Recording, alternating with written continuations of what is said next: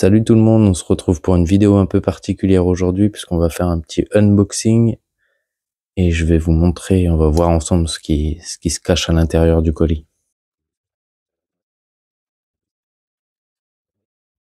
Ça a mis un petit peu plus de temps que prévu pour arriver, mais c'est arrivé.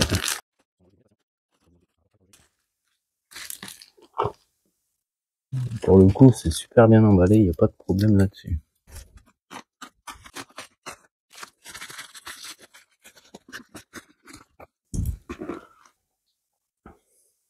DIY Watch Club, c'est un site sur lequel vous pouvez acheter des kits de montres, voire de l'outillage.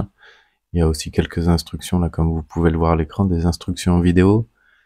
Et vous pouvez vous faire vous-même assembler votre propre montre. Et il y a pas mal de kits différents, d'esthétiques qui reprennent des modèles bien connus.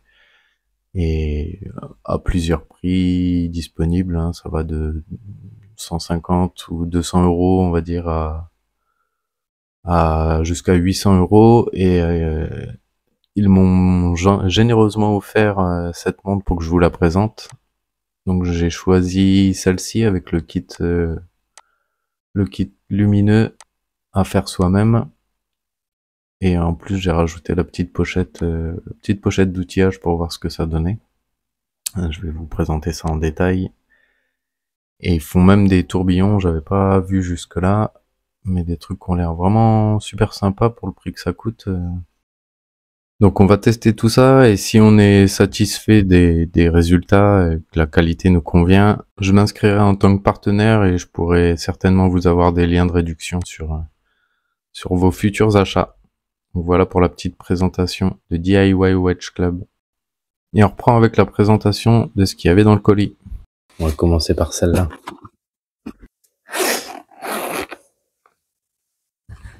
Voyons ce qu'il y a à l'intérieur. Une petite poire pour souffler, une soufflette. Une petite loupe avec même la pince s'il y a besoin d'accrocher sur les lunettes. Ok. Une petite clé tout va en métal. Ici on a quoi? Le couteau, je pense. Couteau d'emboîtage.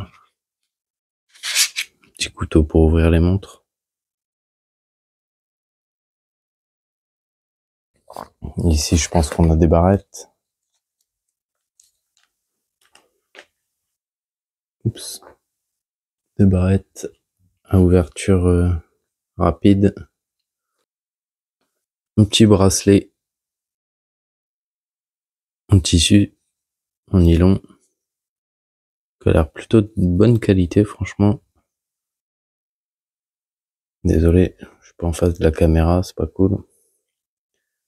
Avec le petit dé de DIY Watch. Petite bûchette en bois. Des Bruxelles.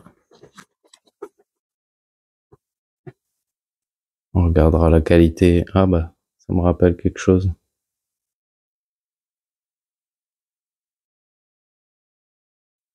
Ça doit être pour mettre les aiguilles, je pense. C'est pour enlever les aiguilles, tout simplement. Des chasse-aiguilles. Petit tournevis. Un petit morceau de Rodico. Quelques doigtiers de protection. Le fameux outil pour enlever les aiguilles, mettre sous les aiguilles pour pas abîmer le cadran. Une petite lingette. Et dans la partie haute,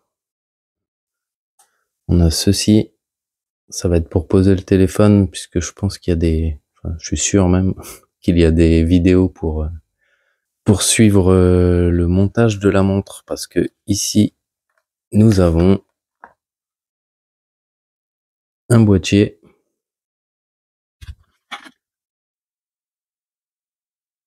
Un mouvement automatique. On regardera plus en détail ce que c'est. Mais je pense que ça va être cadran aiguille. Je les ouvrirai à l'établi, ça sera plus sûr, on va éviter de faire n'importe quoi avant même d'avoir commencé, ça serait dommage d'avoir de la casse. Est-ce qu'on voit mieux dans celui-là? Je pense pas. Mais ça doit être ça doit être les aiguilles et le cadran. Plutôt chouette comme pochette en tout cas. Et ça, c'est pour installer la loupe sur la tête, un petit fil pour tenir la loupe. On peut la tenir sans, mais c'est plus simple, surtout quand on commence. On peut se permettre de mettre ce petit truc là. On le déroule. Après, faut l'ajuster, ça se travaille un petit peu. Et on regardera ça. Et avant de te montrer la suite, si c'est pas encore fait, abonne-toi. Il y a encore beaucoup de gens qui suivent la chaîne et qui sont pas abonnés. Ça aidera à référencer la chaîne et ça te coûte pas grand chose. Juste un petit clic en dessous. Alors, merci de le faire. Et merci à ceux qui l'ont déjà fait. Un petit like, un petit commentaire et on sera au top. On va ouvrir le deuxième coffret qui est le Lumin Kit. Dans ce kit, il y a tout le matériel nécessaire pour refaire la partie lumineuse des aiguilles. Et dans cette boîte, il y a tout simplement une petite lampe UV. Je regarderai en détail ce qu'il y a dans les boîtes une fois que je serai à l'établi. Je regarde si on peut quand même voir ce qu'il y a dedans. Non, je vais éviter de les ouvrir ici. Ici, on a un petit godet en céramique, je pense,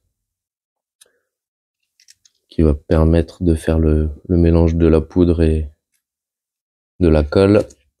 Un petit pic-huile, très basique, pour prendre les produits et faire le mélange. Ici, on aura la colle, je suppose. Encore des Bruxelles. Un petit bout de Rodico. Un petit récipient pour mettre sur la balance. J'avais pas vu qu'il y avait une balance à la base. Avec le câble pour brancher et, je pense, charger la balance. Une petite pince. Donc je sais vraiment pas encore comment ça fonctionne. Et un petit poids pour je ne sais quoi. Pour vérifier la balance, je suppose. Donc esthétiquement déjà ça a l'air très qualitatif. Et on verra au moment de le faire ce que ça donne et je vous donnerai mon avis. D'ailleurs, dites-moi dans les commentaires si vous préférez que ça soit moi ou quelqu'un de moins expérimenté sur le sujet qui fasse, pour qu'il vous donne son avis en tant que débutant sur un assemblage d'une montre comme celle-ci, ou de refaire la partie luminescente des aiguilles. Notez-le dans les commentaires. Je demanderai à Camille si elle veut bien le faire, et sinon je m'en occuperai. C'est à vous de choisir. Et en attendant, je vous mets les images un peu plus détaillées de ce qu'il y avait dans les boîtes, qu'on n'a pas vu lors de la première partie de la vidéo. Et on a le boîtier qui fait vraiment super propre, avec des super finitions, différentes finitions, du poli, du satiné. Et ça a l'air costaud. Pareil pour ça, c'est en alu, je pense. J'ai plus le nom de la pièce en tête là tout de suite au moment où je fais la vidéo, mais c'est la partie qu'on vient coller sur la lunette. Là on voit le mouvement, un NH35. Non, c'est pas un Seiko, c'est un TMI je crois, si j'arrive bien à lire. Alors je m'y connais pas trop, certains d'entre vous pourront peut-être me donner 2-3 infos là-dessus. Mais c'est sensiblement le même mouvement que j'ai démonté la dernière fois sur le Seiko, le 7S26. Sauf qu'il y a un remontage manuel faisable. Je regardais juste si les fonctions étaient correctes. J'ai rien remarqué de spécial. Je ferai peut-être un test avant de l'assembler des performances chronométriques.